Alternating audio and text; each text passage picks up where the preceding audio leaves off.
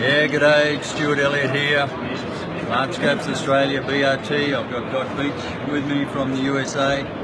Should we say Texas? Texas, either works. Either will work, okay. So we're going to discuss and explain some of the features of this scope we're fairly excited about, the Genesis. This is a little baby which has been an evolution of many of us. Started in a hotel room in Las Vegas at the SHOT Show 15 months ago. Between us and some of my BRT team and Gary Costello in the UK and his team. So here we are. Let's look at some of the features. So I'm going to let Doc explain some of these unusual features of this scope. So this is serial number 001. This is not the production model. The production model will be slightly different. But what we have is 6 to 60 power, first focal plane with 400 minutes of elevation. This particular version has 180 minutes of windage. It also has parallax from 10 yards to infinity. Built-in mount, which will be high and low. They'll be adjustable for different scenarios. And the way that this scope essentially works is it has a patented, we can't say gimbal. Well, it is. We can say. Sort of a gimbal mechanism in the middle and a very sophisticated slider bearing arrangements on each end. So you get no water, no debris, no dust inside the scope, but the scope moves.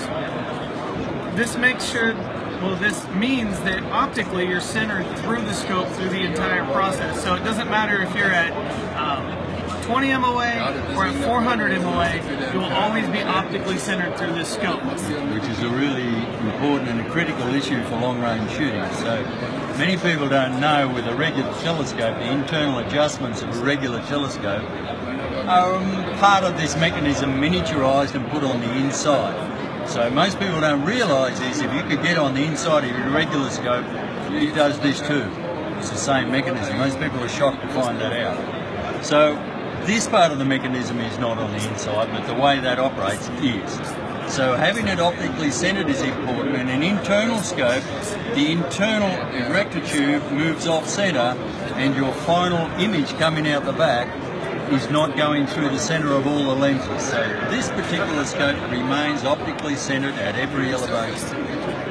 And something else to keep in mind is some people think that what has happened here is we've taken old technology where you have external adjustments and move them inside the scope.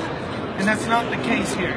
You actually have a proprietary system in here that works like nothing that's ever worked before that allows it to not only flow, but you can see that it doesn't slam back down when you move it. So any recoil that's induced, all of the springs and the other things that are working in there actually make sure that the movement is smooth and that nothing gets harmed when you're shooting. And we've shot this from 22 rimfire all the way up to 50 BMG, 750 grains.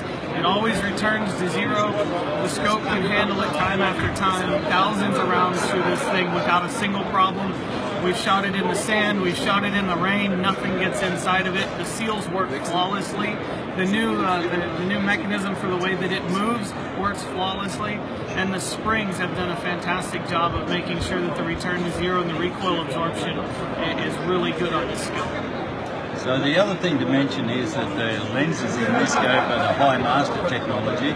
So High Master now has been out for a year or so with us with some model scopes, some of the benchtop scopes, but also mainly the 10 to 60 by 56.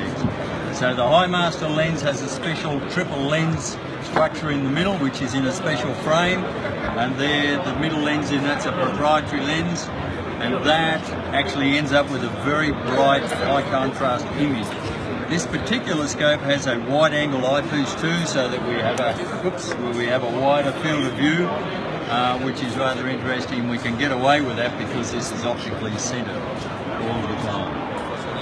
So anyway, that's pretty well a bit of a run of the features of this scope. So ELR shooting is often defined by distances where people shoot a long way away, maybe 3 miles or something like that, but it isn't always about that. You could be shooting a 308 at 2,500 yards. You could be shooting a 22 rimfire at 1,000 yards. So to me anyway, it's more about the time of flight, sort of 4 seconds or more is my definition of ELR, but others might have a different definition there. And the most important thing to remember is that this is prototype number 1. We have prototype number 2. This is not the final product that everybody's getting to see. The final product is still under lock and key. We just wanted to show everybody the technology. This started in January of 2016, so 2+ years of R&D, and we want everybody to see the technology that's being put into this, but keep in mind that this is not what's going to be on the market yet. It will look a lot like this, a lot like it, but there have been some features added to it. So. Thanks very much, thanks for watching. Stick with Marge Scopes, always the leader.